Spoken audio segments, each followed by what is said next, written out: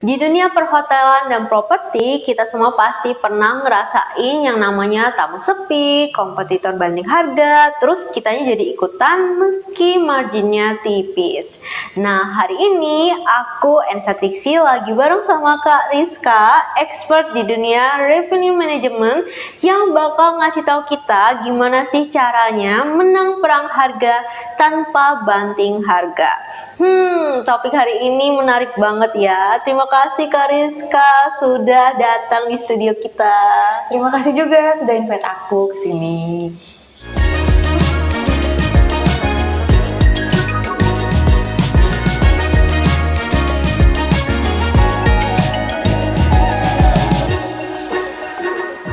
Oke, sekarang kita masuk nih ke pertanyaan yang pertama ya Kak. Kenapa sih ada pelaku hotel atau properti beberapa tuh yang suka banting harga, ngasih promosi yang jauh lebih murah dibandingkan saingannya, padahal sebenarnya jatuhnya sama aja nih. Oke, ada beberapa properti yang panik. Mereka ingin cepat-cepat dapat tamu. Lalu mereka berasumsi kalau harga yang paling murah itu justru akan mendapatkan tamu paling banyak. Tetapi di kenyataannya tidak seperti itu, karena properti harus menjual experience dan value, bukan hanya harga murah, seperti itu. Jadi sebenarnya kita tuh nggak boleh promo atau banting harga sembarangan dong ya? Tentu saja tidak boleh, karena apa? Harga itu adalah strategi, bukan reaksi. Karena menurunkan harga juga harus punya tujuan. Yang pertama, membuka market value atau segmentasi pasar, lalu untuk meningkatkan visibility booster di OTA, dan ada juga nih contoh kasusnya, properti menurunkan harga, tetapi harganya terlalu murah, jadi brand positioning properti tersebut di OTA menjadi turun, seperti itu. Berarti kalau kita ngasih promo atau banding harga, sebenarnya itu bisa jadi bukan jadi sebuah solusi, tapi justru jadi bumerang ke properti kalau misalnya kita salah strategi dong ya? Benar banget, properti tersebut akhirnya tidak bisa balik ke harga normal, karena apa? Para tamu yang sudah menginap di properti tersebut mengasosiasikan properti tersebut sebagai properti yang murah, bukan properti yang mempunyai nilai, seperti itu. Kalau misalnya nih, semua pemain itu akhirnya banting harga, sebenarnya siapa sih yang menang dan apa dampak jangka panjangnya terhadap positioning properti? Oke. Dan yang menang tentu saja OTA, karena apa? Setiap properti yang mempunyai listing di OTA, mereka akan dipotong komisi penjualan dari OTA tersebut. Akibatnya apa untuk properti? Yang pertama itu komisi penjualan terus meningkat, tetapi margin mereka tipis. Lalu yang kedua, positioning brand mereka turun di OTA tersebut. Lalu yang terakhir, properti tersebut susah untuk menaikkan harga lagi. Oke, terus kalau menurut kakak nih, gimana sih caranya untuk menyadarkan owner atau manajemen kalau misalnya itu banding harga itu bukanlah solusi jangka panjang? Kita bisa bandingkan okupansi tinggi, tapi ADR-nya rendah. Dibandingkan dengan okupansi sehat, tetapi marginnya bagus. Rata-rata properti itu banyak yang gagal juga karena mereka terus menurunkan harga, begitu. Oh, bisa begitu ya Kak? Iya, bisa. Oke, kalau misalnya gimana nih menurut kakak membuat tamu merasa harganya itu worth it meskipun mereka bahkan belum pernah datang ke properti itu? Oke, ini bisa diperkuat dengan persepsi nilai visual di OTA yang menarik. Lalu testimoni atau review dari tamu-tamu juga kita bisa meng-highlight unique selling atau unique add value dari properti tersebut.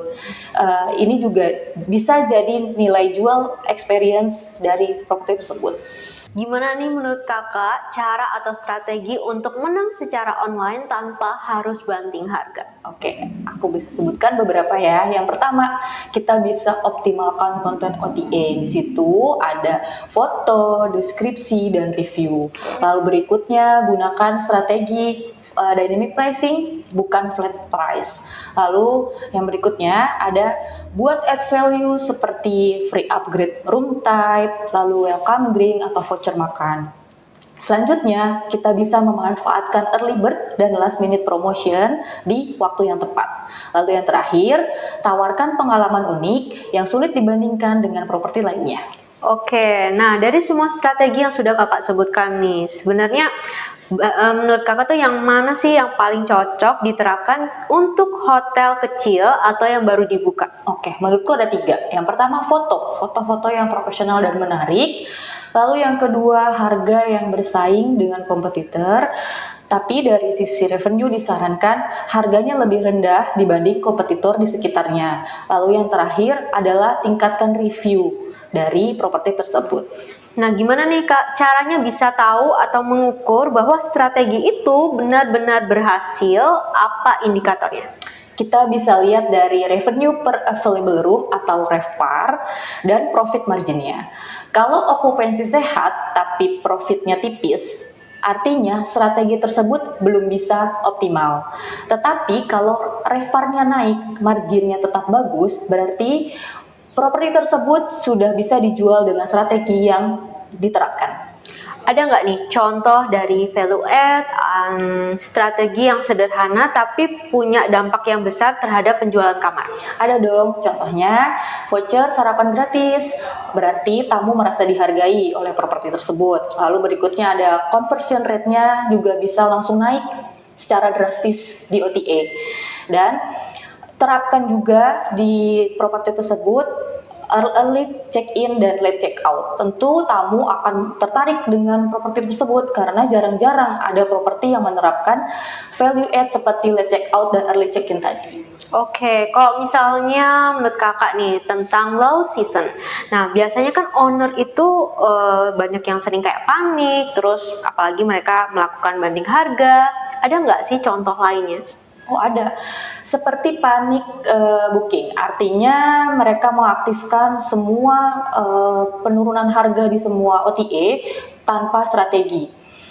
Mereka banting harga di mana-mana, bahkan membuka kamar yang belum siap, jadinya nanti properti tersebut akan jatuh harganya dan tidak bisa menutup operasionalnya gitu. Bisa gitu ya kak ya? Iya. Nah kalau misalnya high season, strategi apa nih yang tepat dilakukan oleh properti? Oke, bisa kita buat fokus ke konten musiman, lalu kita buat paket bundling, contohnya dengan activity-activity seperti kayak ATV, jeep tour, atau floating breakfast. Lalu yang terakhir kita bisa terapkan staycation value, seperti itu. Selama bekerja sebagai e-commerce specialist, pernah nggak kakak menghandle atau menangani properti yang punya pengalaman seperti itu? Terus boleh nggak di-share nih ceritanya? Oke, pernah dong pastinya. Dan endingnya cukup menyedihkan. Contohnya gini, ada satu villa yang awalnya dia membuka harga yang sangat murah dan villa itu laris. Tapi lama-kelamaan ternyata marginnya itu minus dan tidak menutup biaya operasional. Sehingga fasilitas yang ditawarkan di villa tersebut akhirnya turun. Lalu setelah itu ada tamu yang menginap dan mereka memberikan review buruk, akhirnya lama-lama sepi. Gitu. Oke, apa sih sebenarnya dampak jangka panjang keputusan itu ke operasional? Iya, itu pastinya berdampak sangat buruk ya. Karyawan bisa overwork, tapi gaji mereka justru stagnan dan cash flow properti tersebut menjadi tipis, bahkan minus, dan tidak ada dana untuk menutupi maintenance ataupun operasional. Lalu berikutnya adalah akhirnya properti tersebut mendapatkan review buruk di semua OTA dan makin susah bersaing dengan properti-properti kompetitornya gitu. Nah, misalnya nih, masih bisa nggak sih properti yang sudah terlanjur dicap murah ini balik arah terus rebranding lagi? Bagaimana caranya? Itu masih bisa. Menurutku itu kita bisa ubah target marketnya, lalu ganti konten visualnya dengan foto-foto yang lebih proper. Tapi penyesuaiannya itu juga membutuhkan waktu minimal 1 tahun. Selama itu? Iya, dan juga dari properti harus menyesuaikan fasilitasnya, seperti itu. Pelajaran paling penting apa nih yang bisa kita petik biar properti-properti lain itu nggak masuk ke lubang yang sama kak? Oke. Menurutku itu jangan hanya kejar tamu di hari ini. Kita harus pikirkan strategi jangka panjangnya dan strategi positioning properti tersebut di OTA. Lalu kita juga harus konsistensi dengan nilai dan brand yang kuat. Seperti itu. udah belajar strategi ini itu dan segala macamnya, tapi ada aja nih owner yang misalnya kesulitan dalam menerapkan atau nggak punya sumber daya manusia untuk membuat strategi seperti itu, bisa minta tolong ke siapa sih Kak? Ini bisa banget properti berkolaborasi dengan partner seperti e-commerce lokal. Kami bisa bantu mulai dari strategi, eksekusi, sampai monitoring performance dari OTA untuk properti tersebut. Jadi, properti bisa fokus di operasional dan pelayanan saja. Sementara kami bantu dari segi revenue dan distribusi digitalnya.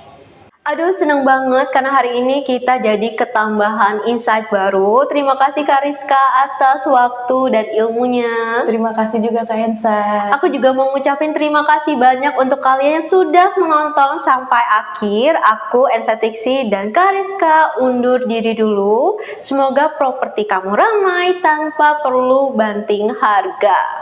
Nah, untuk kalian yang suka dengan pembahasan seputar hospitality, hotel e-commerce, dan digital marketing, kalian jangan lupa untuk klik subscribe, like, komen, dan share video ini ke teman-teman kamu. Sampai jumpa di video berikutnya. Bye!